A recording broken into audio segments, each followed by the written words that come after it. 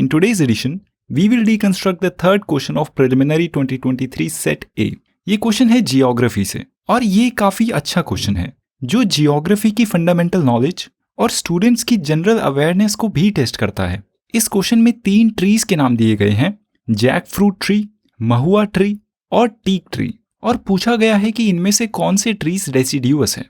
और इस क्वेश्चन में भी like the previous 2 questions elimination का कोई ऑप्शन नहीं है, जो इस क्वेश्चन के टफनेस लेवल को बढ़ा देता है। तो इस क्वेश्चन को सॉल्व करने के लिए जो बेसिक नॉलेज आपको चाहिए वो है कि डेसिडियुअस ट्री क्या होते हैं। अगर आपने बेसिक एनसीईआरटीज को रेफर किया है अपनी जियोग्राफी प्रिपरेशन के लिए तो आपको ट्रीज की बेसिक टाइप्स का पता होगा। ये एक फंडामेंटल नॉलेज है। For example evergreen trees, deciduous trees, coniferous trees वगैरह। तो इस बेसिक टॉपिक के प्रिपरेशन में अगर आपने नोट्स बनाए हैं तो आपको पता होगा कि डेसिडियुअस ट्रीज इंडिया में most common type of trees हैं और ये पेड़ का टाइप हर पतझड़ में अपने लीव्स को शेड करता है। और एनसीईआरटी में इस ट्रीज के एग्जाम्पल लिस्टेड हैं, टीक, सैल और पीपल। और ideally during your note making process आपको इस एनसीईआरटी की बेसिक लिस्ट को और थोड़ा एलैबोरेट करना चाहिए। और अगर डेसिडियुअस ट्रीज के और एग्जाम्पल्स की बात करें तो शीशम, हुर्रा, महुआ, आमला, सीमल, कुसुम एंड सैंडलवुड भी डेसिडियुअस ट्रीज के एग्जाम्पल्स हैं। तो अब इस बेसिक नॉलेज से हमारे इस क्वेश्चन के 2 ऑप्शन सॉल्व हो जाते हैं। महुआ एक डेसिडियुअस ट्री है और टीक भी एक डेसिडियुअस ट्री है। Pretty simple and straight forward.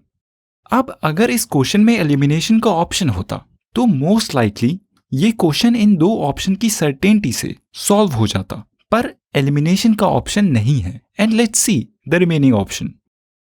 Jack fruit, क्या ये एक डेसिडियुअस ट्री है?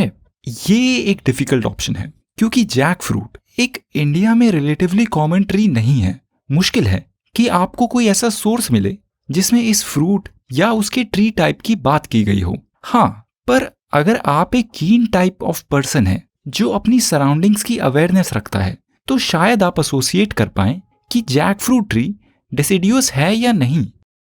प्रिलिमिनरी में हर साल ऐसे जनरल अवेयरनेस से रिलेटेड क्वेश्चंस का काउंट बढ़ रहा है और हम आगे आगे इन दिस सीरीज ऐसे और क्वेश्चंस के एग्जाम्पल भी देखेंगे। अब टॉकिंग अबाउट दिस क्वेश्चन, इस केस में आपकी मर्जी है कि आप इस क्वेश्चन को अटेम्प्ट करें या ना करें।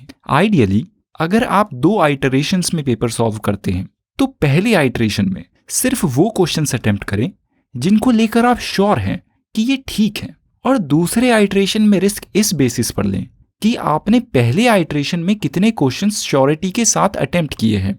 अगर आपने पहले आइटरेशन में 30 से 40 के बीच क्वेश्चंस अटेम्प्ट किए हैं, जो कि ये काफी अच्छा काउंट है, तो आप सेकेंड अटेम्प्ट में ज्यादा डेस्परेट ना हो और नेगेटिव मार्किंग से बचने को एक प्रायोरिटी रखें।